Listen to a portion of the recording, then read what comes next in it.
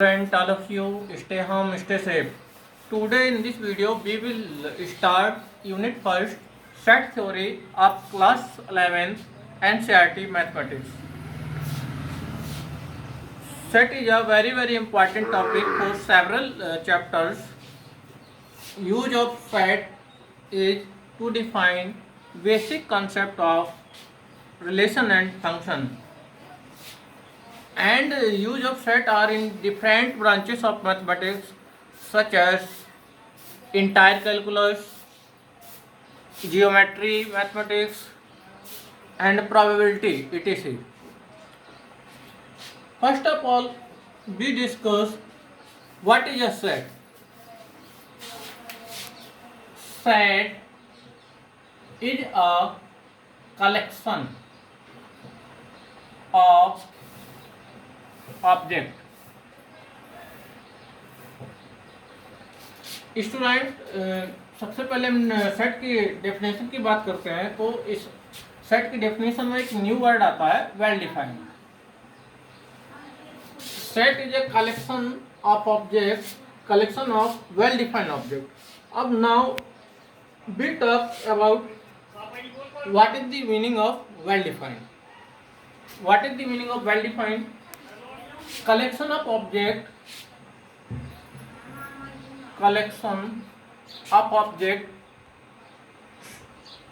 should not change.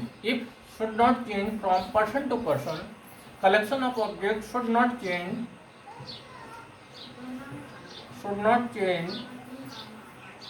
from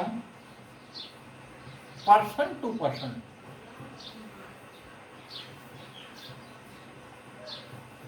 हम जिन object के बारे में बात करते हैं, यदि वो पर्सन टू पर्सन एक ही आंसर मिलता है, इसका मतलब वो वेल डिफाइंड है, यानी उसमें कोई एम्बिग्यूटी नहीं है.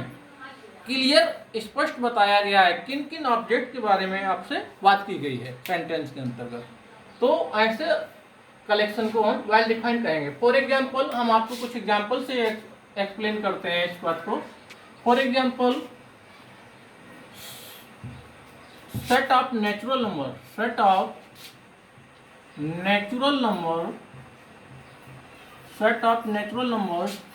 less than 10. यहाँ पर मान लीजिए कोई भी स्टूडेंट है, मान लीजिए स्टूडेंट से आंसर पूछा गया set of natural number less than 10. तो ये क्या आंसर लिखेगा इसका? 1 2 3 4 5 6 7 8 9. 10 से छोटे नेचुरल नंबर को लिस्ट कर देगा. बी स्टूडेंट भी होगा, इससे भी यदि आंसर पूछा जाएगा तो भी यही लिखेगा. यानी इसमें क्लियर बताया गया है कि किसका हमें कलेक्शन लेना है, कोई एम्बिग्यूटी नहीं है. आप किसी भी स्टूडेंट से पूछें, यदि उसे नंबर सिस्टम का नॉलेज होगा तो वो एकदम परफेक्ट आंसर यही देगा. हम दूसरे एग्जाम्पल से क्लियर करते हैं. जैसे हम कहें वोवेल्स इन इंग्लिश अल्फाबेट, तो इसका आंसर चाहे किसी भी स्टूडेंट से पूछा जाए तो जो इंग्लिश के वोवेल्स हैं उसका आंसर क्या आ जाएगा? ए ई आई ओ यू. अब हम एक और कलेक्शन की बात करते हैं. एक सेकेंड एग्जाम्पल है आपको. थर्ड एग्जाम्पल, बेस्ट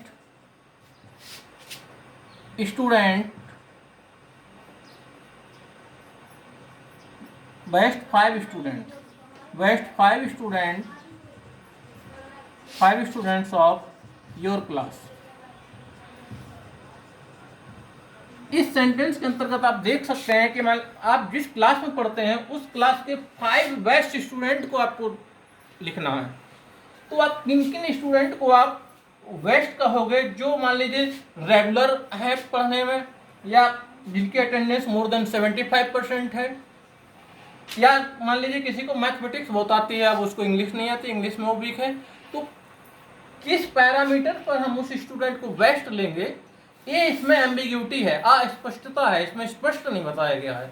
इसीलिए इसके अंतर्गत जो कलेक्शन लेना है, हम डिफरेंट स्टूडेंट से पूछें तो आंसर वेरी करेगा, वो अपने अकॉर्डिंग ले लेगा जो उसको लगेगा.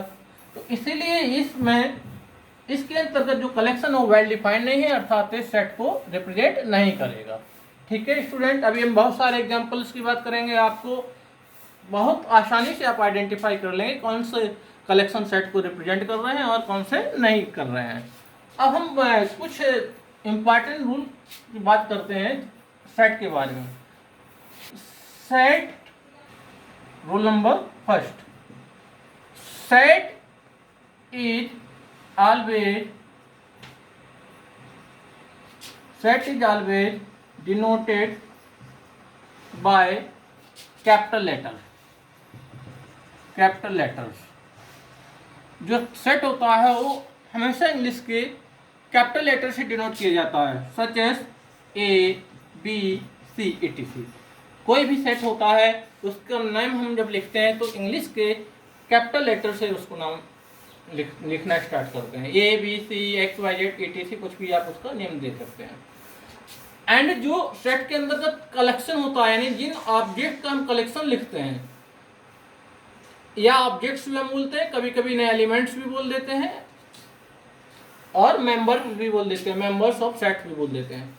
मेंबर्स, एलिमेंट और collection of object always denoted by small letter of English alphabet. हम जो एलिमेंट्स होते हैं उनको हम element of sets by comma from another element. यदि किसी सेट के अंतर्गत मोर देन वन एलिमेंट है तो ईच एलिमेंट दूसरे एलिमेंट से कॉमा द्वारा सेपरेट किया जाएगा। जैसे अभी हमने लिखा set of natural number less than 10, तो हमने यहाँ कॉमा लगाया हुआ है।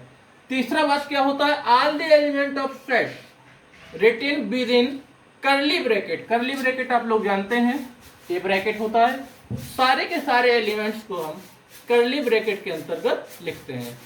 Repetition of element does not allow. जो एलिमेंट सेट के अंतर्गत आते हैं, एक एलिमेंट को कर्ली ब्रैकेट के अंतर्गत रिपीट नहीं करते हैं, केवल वन टाइम्स लिखा जाता है। ये 4 रूल आपको स्टूडेंट, 4th रूल हमने लिख दिए हैं बोर्ड पर।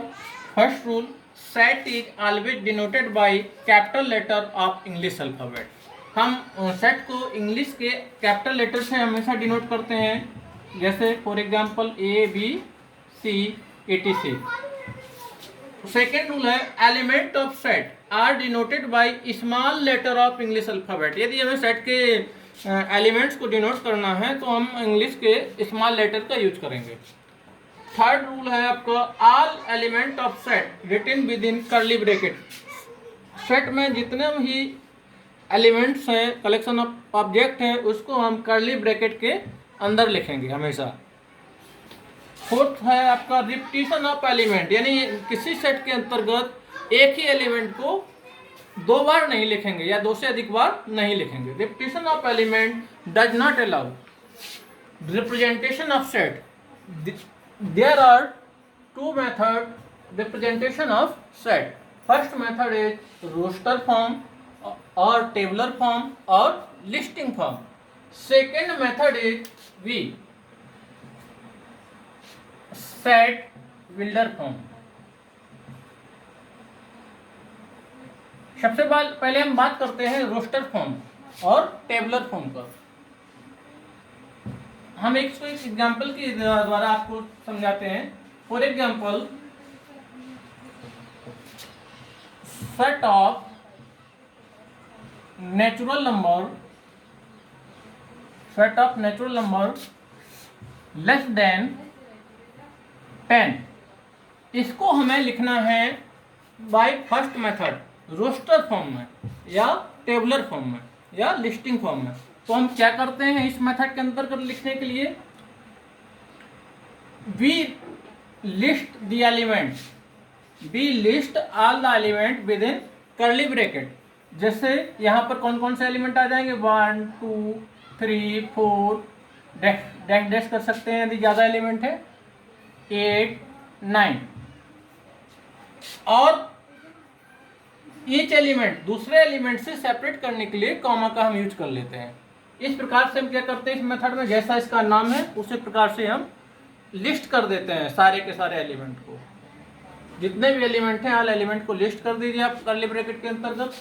दूसरा मेथड है आपका सेट बिल्डर फॉर्म। अब आप सेम एग्जांपल ले लीजिए, set of natural number less than 10 represent by set builder form. तो हम यहाँ पर क्या कर लेंगे, हम मान लीजिए सेट ए है जो set of natural number less than 10 को रिप्रेजेंट कर रहा है। तो यहाँ set A is equal to हम लिखेंगे ऑल वैल्यू ऑफ एक्स। यहाँ पर हम एक वेरिएबल लेते हैं और उसको कैसे पढ़ाता जाता है, मैथ सेट को all value of x such that हम बी राइट द प्रॉपर्टी। हम इसको क्या करते हैं, इस मेथड से एक्सप्लेन लिखने के लिए सेट को हम उसकी प्रॉपर्टी को एक्सप्लेन कर देते हैं। X such all value of x is such that x is a natural number